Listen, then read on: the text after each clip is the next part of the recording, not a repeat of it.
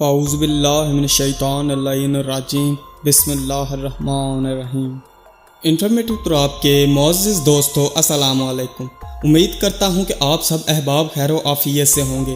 دوستو اگر تاریخی اوراق کا مطالعہ کیا جائے تو پتہ چلتا ہے کہ تاریخ انسانی میں ایک ایسی حسین و جمیل عورت گزری ہے جس کے حسن و جمال کے چرچے عیاں تھے، اور یہ بہت سے کرشمات کی حامل تھی اور اپنے میں سیاہ و سفید کی ملکہ تھی۔ دوسری طرف ایک ایسا نوجوان تھا جو انتہائی نیک سیرت اور خوش اخلاق تھا، جس سے نکاح کے لیے کوئی بھی عورت موزوں نہیں سمجھی جاتی تھی، اور اس کے حسن کے چرچے پورے عرب میں مشہور تھے۔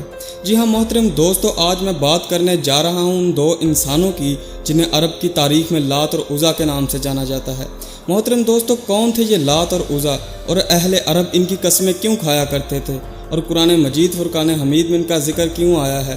تو ایسے ہی دلچسپ سوالات کے جوابات جانیں گے آپ آج کی زیر نظر ویڈیو میں، لیکن اس سے قبل کہ اس معلوماتی ویڈیو کا باقاعدہ آغاز کیا جائے، حسب معمول آپ سے استدعا ہے کہ میرے اس چینل دا انفارمیٹو پرواب کو لازمی سے سبسکرائب کریں اور ساتھ لگے بیل کے آئیکن کو پریس کرنا مت بھولیں۔ ویڈیو اچھی لگے تو اس کو لائک اور شیئر ضرور کیجیے گا۔ ناظرین گرامی، اللہ رب الارباب نے قرآن مجید فرقان حمید کی سورہ النجم میں ارشاد کیا، اے میرے پیارے حبیب صلی اللہ علیہ وآلہ وسلم، کیا آپ نے لات اور عزا کے متعلق سنا؟ اور تیسرا منات کاٹ گیا۔ ناظرین محترم، اہل عرب نے لات اور عزا کے بت کی پرستش کرنا شروع کر دی تھی، اور یہ دونوں بت ان کے ہاں بہت زیادہ قدر و قیمت کے حامل سمجھے جاتے تھے۔ اہل عرب لات اور عزا کے متعلق بہت اٹل عقیدہ رکھتے تھے اور بات بات پر لات اور عزا کی قسمیں کھاتے تھے، کیونکہ یہ دونوں اہل عرب کے ہاں بہت معتبر تھے۔ لات، جسے اہل عرب خوشحالی اور زرخیزی کا رب مانتے تھے کہ یہ سب خوشحالی لات کی دسترس میں ہے، بھائی نہیں دوسری طرف کفار عزا کو خدا کی بیٹی مانتے تھے اور وہ اسے سیاہ و سفید کی ملکہ تصور کرتے تھے۔ ان کے مطابق دن اور رات کے آنے جانے اور موسموں کا رد و بدل عزا کی دسترس میں ہے۔ ناظرین گرامی، یہ قدر لات عرب سے تعلق رکھنے والا نہایت خوش دل اور نیک سیرت انسان تھا۔ حضور اکرم صلی اللہ علیہ وآلہ وسلم سے بہت پہلے یہ عرب کی سرزمین پر اپنی زیت گزار رہا تھا، اور یہ حاجیوں کا خدمت گزار تھا۔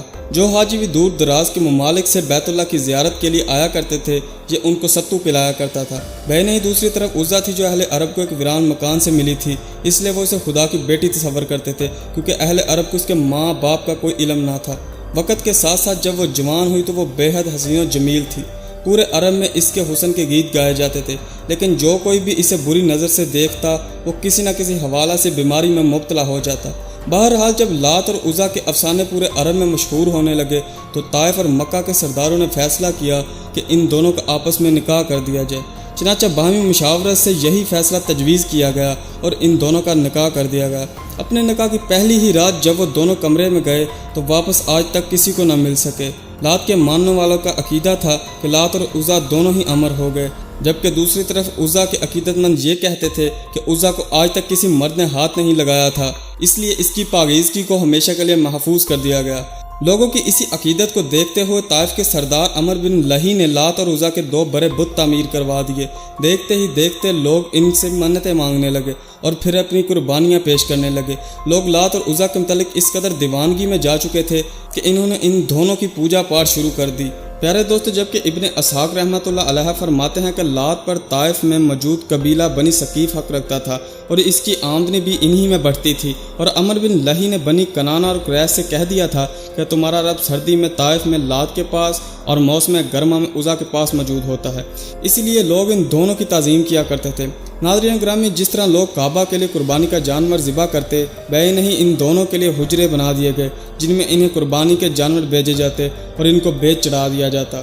ناظرین گرامی، قدر فتح مکہ کے بعد حضور اکرم صلی اللہ علیہ وآلہ وسلم نے ان دونوں بتوں کو ختم کروا دیا، جبکہ ابن کثیر لکھتے ہیں کہ لات کے بت کو توڑنے کے لیے حضرت محمد مصطفیٰ صلی اللہ علیہ وآلہ وسلم نے مغیرہ بن شعبہ کو بیچا اور انہوں نے اس کو توڑ کر یہاں مسجد طائف تعمیر کر دی، اور دوسری طرف عزا کے بت کو توڑنے کے لیے خالد بن ولید کو بھیجا۔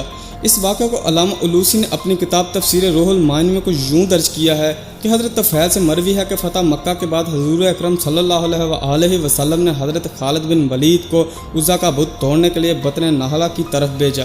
چنانچہ حضرت خالد بن ولید چلتے چلتے جب وہاں پر پہنچے تو آپ نے وہاں پر ایک درخت اور حجرے کو پایا اور اسے توڑ پھوڑ دیا، जब वापस आए तो हजूर अकरम सल्लल्लाहु अलैहि वसल्लम को सारा अहवाल सुनाया और कहा कि मैंने इस दरख्त और हुजरे को ही उज़्ज़ा समझा।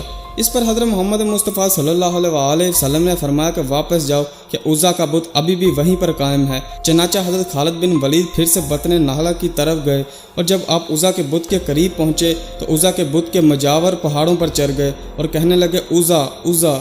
इसी वक्त हज़रत खालिद बिन वलीद के रूबरू एक स्याह बालों वाली औरत नमूदार हुई जो बरहना हालत में थी और आपको देखकर अपने सर और बदन पर खाक उड़ाने लगी। बहरहाल हज़रत खालिद बिन वलीद ने अपनी तलवार के एक ही वार से इसके टुकड़े टुकड़े कर दिए और वापसी पर हजूर अकरम सल्लल्लाहु अलैहि वसल्लम को सारा माजरा बताया तो आप सल्लल्लाहु अलैहि वसल्लम ने फरमाया, हाँ वही उज़्ज़ा थी जो बुत में घुसकर अपनी पूजा करवाती थी। जो लात और उज़्ज़ा के बुत को ख़त्म करवा दिया गया और अरब की पाक सर ज़मीन को बुतों जैसी निजासत से हमेशा के लिए पाक करवा दिया गया। तो ये थी हमारी आज की छोटी सी इल्मी कोशिश। वीडियो अच्छी लगे तो इसको लाइक और शेयर करें और साथ ही चैनल को लाजमी से सब्सक्राइब करें। अगर आप इसी तरह की इन्फॉर्मेटिव वीडियोस देखना चाहते हैं तो मेरे इस चैनल के साथ जुड़े रहिएगा।